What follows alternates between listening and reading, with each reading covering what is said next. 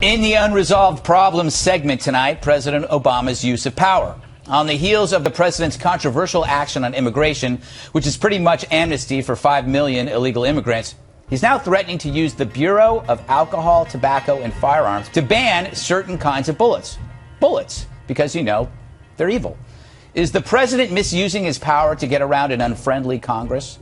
As we mentioned a moment ago, we heard dire new warnings from Washington today. The foremost liberal constitutional law professor in the country testified that President Obama is threatening to fundamentally remake America by trampling the U.S. Congress and becoming a government unto himself. Mr. McConnell, the leader of the Senate, and the Speaker of the House, John Boehner, want to have a vote on whether what I'm doing is legal or not. They can have that vote. I will veto that vote. While both Congress and the courts have lost authority over the decades, it is this body, the Congress, that has lost the most in this rise of a type of uber presidency. The president's pledge to effectively govern alone is alarming, and what is most alarming is his ability to fulfill that pledge. When a president can govern alone, he can become a government unto himself, which is precisely the danger the framers sought to avoid. He has said that he's going to resolve the division with Congress by ordering changes on his own terms, as a majority of one. That's what makes it dangerous. What we're seeing increasingly is not just, in this case, a president pledging to go it alone, but in fact a president who can go it alone. The implications of that are significant. It turns this body into something that's discretionary. There is new fallout tonight from an administration proposal to ban ammunition for certain firearms.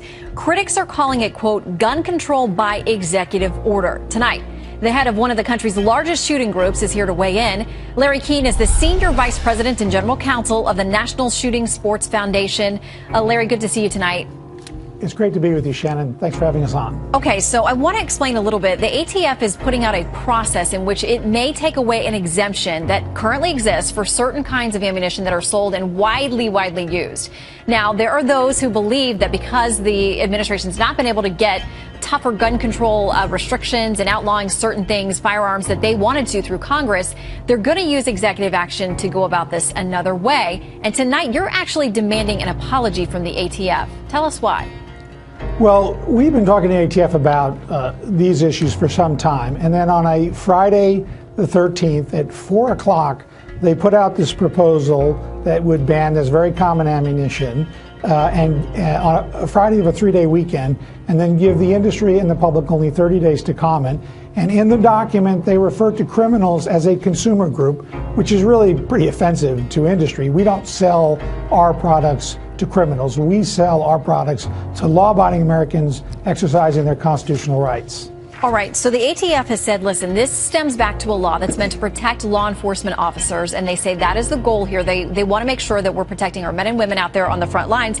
A laudable goal, of course. They say that this is just a proposal at this point, and what they're trying to do is to provide clarity to the industry about what kinds of ammunition are going to be legal and which aren't. So what part of that doesn't ring true to you?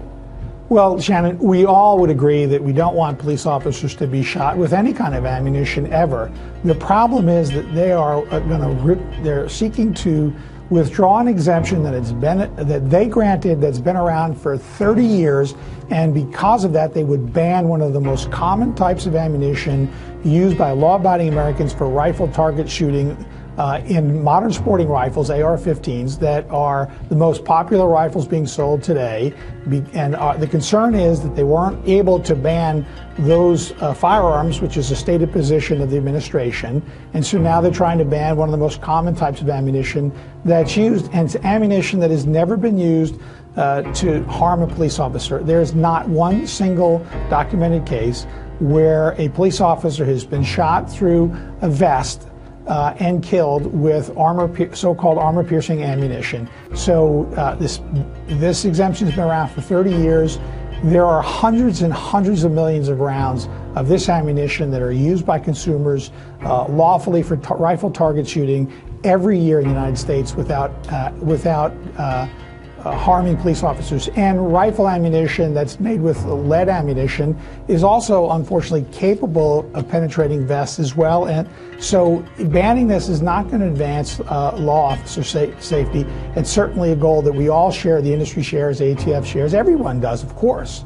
But the problem is they're going to ban an ammunition that's widely used, they've granted the exemption for 30 years because it's for a sporting purpose, which is what the law allows. Our problem is the way ATF is approaching this is they are misconstruing the law. Congress was very clear. They were only intending to ban certain types of ammunition that was designed specifically for use in handguns, not rifle ammunition for hunting and target shooting. All right, we got to leave it there. We're out of time, but we know that Chairman Bob Goodlatte, who we had on last night to talk about this, is pushing for answers as well. We know you are too. Please keep us updated. Good to see you, Larry. Very good to see you, Shannon. Thank you.